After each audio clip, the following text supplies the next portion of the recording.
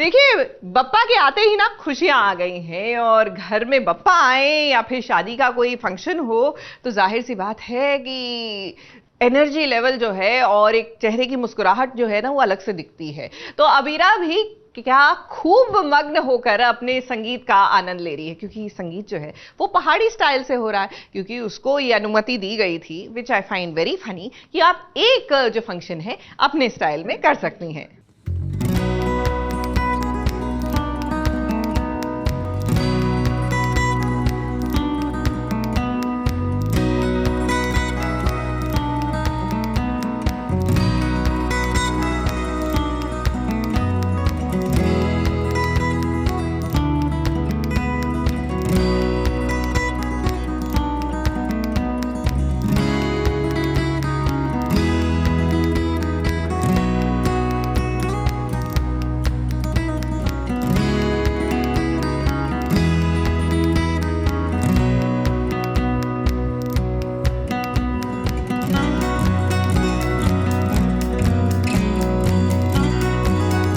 संगीत कुछ हटकर हो तो भाई मजा शादी ब्याह का और भी बढ़ जाता है।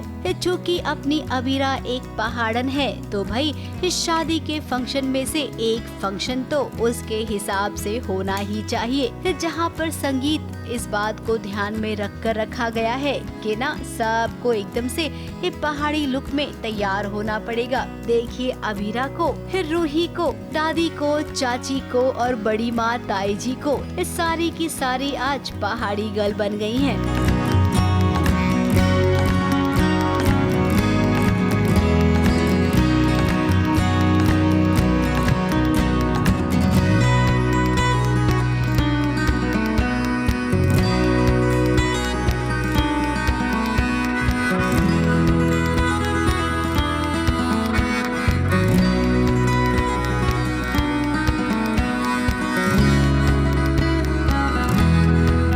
बहुत ही सुंदर है। I really like it.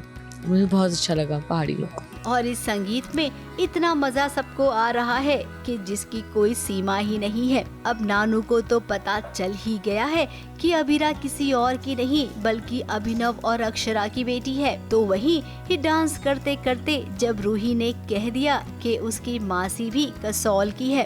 तुम्हें पहाड़ी डांस कैसे आता है? तो मेरी मासी कसौली में, तुम्हारी मासी हिमाचल से थी। तुमने कभी बताया क्यों नहीं? कसौली में कहाँ रहती है वो? बोलो ना, कसौली में कहाँ रहती है वो? वो बोलती कि उसकी मासी से उसने डांस सीखा है। तो मेरे लिए भी बड़ा शॉकिंग होता है, अरे तुमने कभी बताया नहीं तुम्हारी मासी मतलब कसौली में कहाँ। तो बात नहीं हो पाती, वो निकल जाती। या मेरी मासी कसौली से हैं और अबीरा ये बात सुन के काफ़ी हैरान हो जाती है। मुझे अभी नहीं पता चलेगा कहीं ना कहीं कि वो मेरी मासी ही अक्षरा उसकी मम्मा है। बट या मतलब ऐसा लग रहा है कि धीरे धीरे गाड़ी उस तरफ जा रही है। तब अबीरा को झटका लगा कि अरे तुमने मुझे कभी बताया नहीं। खैर बताया नहीं तो अब पता चल गया है ना। इतने दिनों से जो पर्दा गिरा हुआ था कि अबीरा किसकी बेटी है, फाइनली अब वो नानू सा के सामने आ गया है। और नानू तो बहुत खुश हुए हैं अपनी अक्षरा की अक्ष को देखकर। नानू को कहीं ना कहीं पता चल चुका है। हाँ, मुझे नहीं पता है कि नानू को पता है, पर नानू को पता है कि नानू को पता है, पर मुझे नहीं पता है कि नानू को पता है। वहीं दूसरी ओर संगीत के अगले दिन ड्रामा भी हुआ, जहां पर रूही को एक बार फिर से ये लग रहा है कि अबीरा उसके नानू को अपनी ओर कर रही है। आखिर क्यों वो उसके नानू से इतनी क्लोज हो गई है? वो सवाल पूछ रही है कि रिश्ता क्या है। तुम मेरे नानू के पीछे क्यों पड़ रही हो? तुम्हारा उनसे कोई रिश्ता तो है नहीं, तो किस हक से तुमने उन्हें आज रस्म में बुलाया? खैर अब रूही आपको बहुत जल्द जवाब मिल जाएगा। अभी लड़ाई झगड़ा करके कोई फायदा नहीं है। आपको भी फोकस करना चाहिए अरमान और अबीरा की होने वाली शादी पर। पर्दे के पीछे की बात करते हैं, जहां पर ये पहाड़ी नथ ना हर किसी को परेशान कर रही थी, खास करके अरमान को। तो अगर आपको गलती से कहीं दिखाई दे गया तो एक्चुअली कुछ गोंद टाइप की चीज़ है जिससे थोड़ा सा स्टिक हो रहा है, लेकिन फिर भी अपने नाक के अंदर तो थोड़ा फिसलन होती है। बार बार गिर जा रहा है, उसमें भी डांस करना इज डिफिकल्ट। ये चीज़ें ना जब आप ऐसे स्टेप्स करते हो तो पियर्सिंग होनी चाहिए। अब या तो हमारी पियर्सिंग नहीं है या ये बहुत हैवी है, क्या है पता नहीं, पर वो टिक नहीं रहा है। सी उसमें हम वो ब्लू टैग कहते हैं, इसे वो भी लगा रहे हैं। मेरे तो नाक के अंदर ही वो रह गया ये ब्लू टैक, और सिर्फ ये बाहर आया और मैं ऐसे निकाल रही हूँ। ऐसा बहुत ही बुरा दिन गया है मेरा। मैं बहुत ही नथ से परेशान हो गई थी और फिर वो मेरे मूड में आ गया, बट आई होप सही है। बाकी पता नहीं, मेरा आई सेड कि वो परफॉर्मेंस ही मेरा ये हो गया था क्योंकि मैं नथ संभालने में ज़्यादा बिजी थी। अब अरमान अबीरा के करीब आना चाहता था, लेकिन इन दोनों के बीच पे ये नथ ना बहुत प्रॉब्लम दे रही थी। अरमान का तो ये मानना है ये रस्म होनी नहीं चाहिए थी, बिकॉज अरमान और अबीरा का एक मोमेंट होता है जहाँ पर ये नथ बीच में आ जाती है। सो अरमान इज लाइक यार मुझे पता होता कि ये नथ की वजह से मुझे तुमसे डिस्टेंस में रहना पड़ेगा तो मैं ये रस्म होने नहीं देता।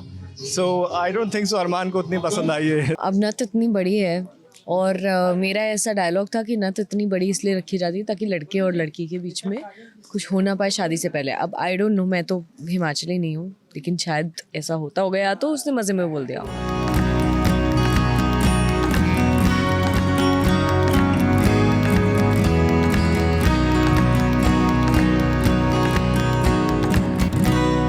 ABP news report.